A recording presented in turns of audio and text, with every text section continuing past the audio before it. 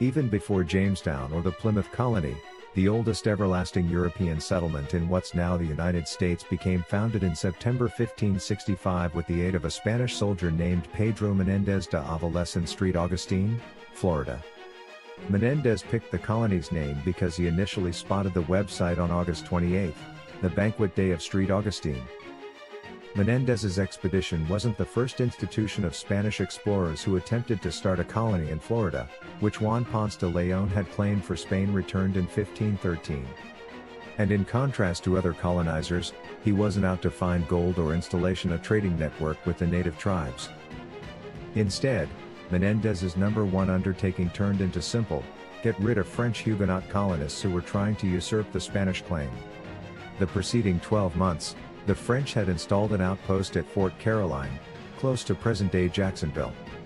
A French base in Florida posed a capability chance now not just to Spanish territorial claims, but additionally to the Spanish treasure fleet that sailed from South America and Mexico along the Florida coast earlier than heading across the Atlantic to Spain.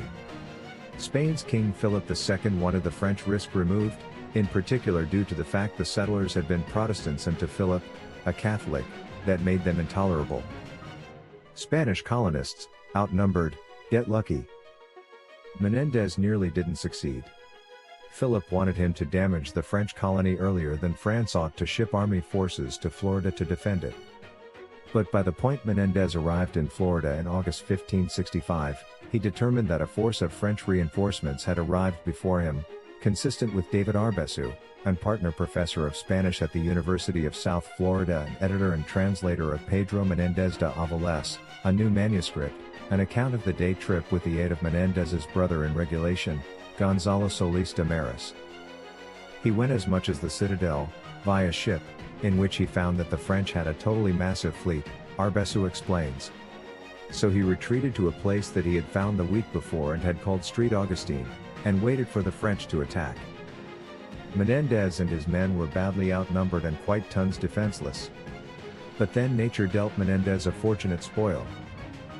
The French fleet seems and is ready to crush the Spaniards, whilst at that actual moment, a massive hurricane blows the French fleet to the south and sinks them, saving the Spaniards from catastrophe, Arbesu explains. Instead of being slaughtered, all that Pedro Menéndez had to do within the subsequent couple of days become to walk up to Fort Caroline, which now had only a few soldiers internal, and conquer it without even shedding a drop of Spaniards' blood, says Arbesu. It appears the enemy did now not understand their approach till the very second of the attack, because it changed into very early inside the morning and it rained in torrents. Francisco López de Mendoza Grajales, the day trip's chaplain, later wrote.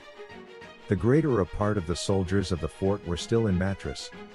Some arose of their shirts, and others, pretty bare, begged for quarters, but, notwithstanding that, more than 140 had been killed.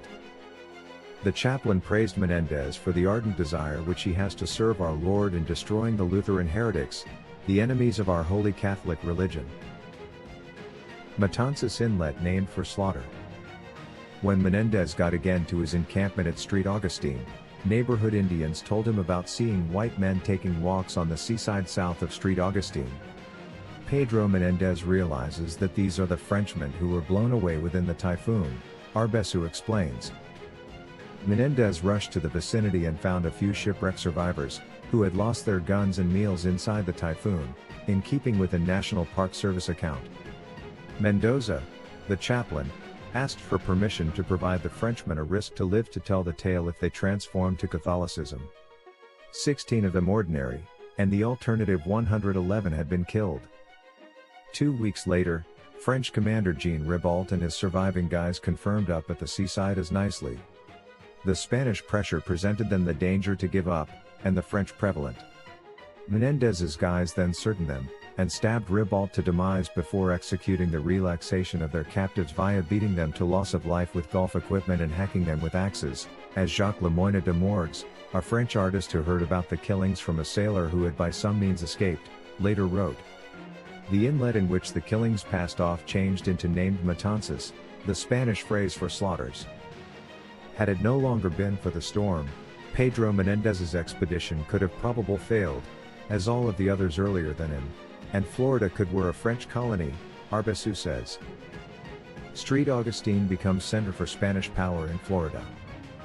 Instead, after the slaughter, the Spanish stayed in St. Augustine to set up a permanent colony to deter more French from settling. Philip's aid for the effort and efficiently setting up a long-lasting settlement were in massive part due to the French presence, says Shane Mountjoy, provost of York College in Nebraska and creator of St. Augustine, a 2007 history of the town. The Spanish quickly realized St. Augustine presented a treasured base for rescuers to assist their buying and selling ships after they were battered with the aid of tropical storms, in addition to for warships had to hunt pirates. As a result, the colony became closely backed by means of the Spanish crown. Another source of help changed into the Catholic Church, which noticed an opportunity to transform the native population, and sent missionaries to accompany the Spanish squattes. St. Augustine had become a key middle for Spanish energy in Florida, which, in flip, made it a frequent target of assaults through the English and other enemies. In 1586, Sir Francis Drake raided and burned St. Augustine, however citizens eventually came lower back and rebuilt it. In 1672, the Spanish erected Castillo de San Marcos, the oldest masonry fortress in the continental United States, that still stands watch over the city.